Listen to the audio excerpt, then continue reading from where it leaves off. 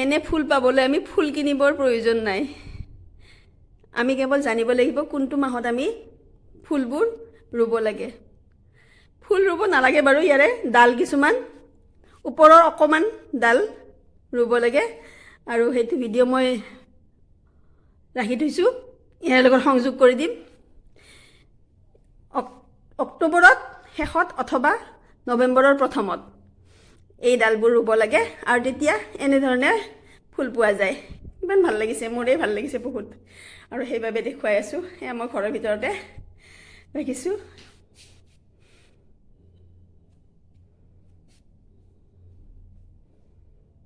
কিমান ভাল লাগিছে, সকলোৱে কৰিব পাৰিব। মই সাধাৰণ এটা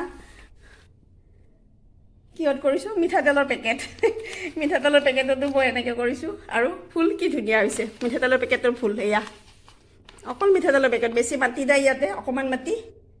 এইখিনি মাটিৰেও গোবৰ আৰু মাটি, বেলেগ একো বস্তু নাই ইয়াতে, সাৰ দিয়া নাই মই। গোবৰ আৰু মাটি আৰু পকা কলৰ বাকলিৰ সাৰটো দিছোঁ বাৰু। পকা কলৰ বাকলি শুকুৱাই পানীত ভিজাই সেই পানীটো দিওঁ, বেলেগ একো নিদিওঁ। সেয়াই। ভাল লাগিছেনে? ভাল লাগিলে জনাব।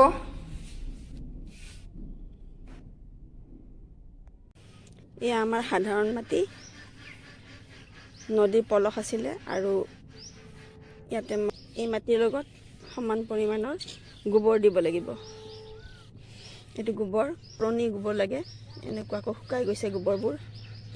এনেকুৱা হ'লে খুব ভাল হয়, মানে হাতেৰে ভাঙিলে গুৰি হৈ যায়। এনেকুৱা গোবৰ হ'লে ভাল হয়।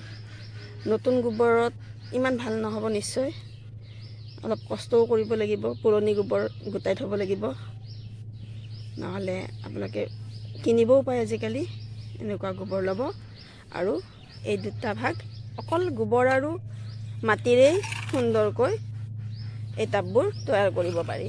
আৰু ফুল কেনেকৈ ফুটে মই সেইখিনি দেখুৱাই আছোঁ আপোনালোকক। এনেদৰে ইমানখিনি ভৰাইছোঁ মই। যিকোনো টাব নাপালে এনেকৈ পলিথিনতো মই কৰোঁ। এইটো আটাৰে পলিথিন আছিল, ইয়াতে মই এইখিনি অকণমান খালী কৰি ৰাখিছোঁ, কাৰণ এইখিনি পানী ভৰাব লাগিব। এতিয়া আমি কলিবোৰ কেনেকৈ লগাওঁ,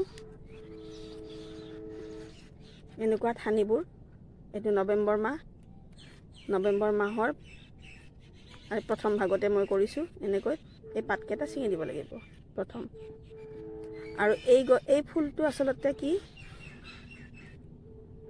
বেছি দিন নাথাকে, এবাৰেই ফুলে। আৰু এনেদৰে আমি ফুলটো এটা এনেকৈ গাঁত কৰি লৈ, আঙুলিৰে গাঁত কৰি লৈছোঁ, আৰু এনেকৈ পুতি দিছোঁ।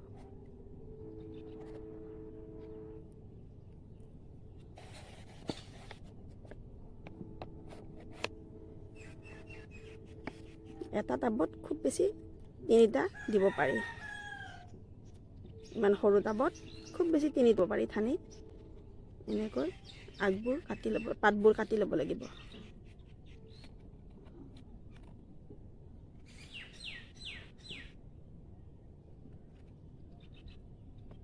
ইয়াতে অকণমান কলি লাগিছে, এইখিনি আমি কাটি দিব লাগিব। এইটো কলিটো ছিঙি দিব লাগিব। এনেকৈ আৰু এটা লগাই দিম। এইটো 3টা লগোৱাৰ পিছত পানী ঢালি দিম।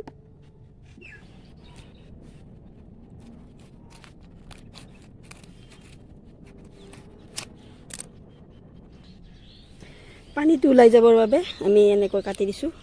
তলৰ কোণা দুটা, এইফালৰ কোণাটো কাটিছোঁ।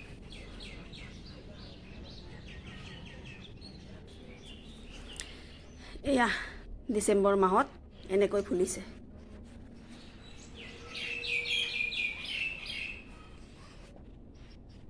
যদি ভাল পালে লাইক আৰু শ্বেয়াৰ কৰিবলৈ নাপাহৰিব।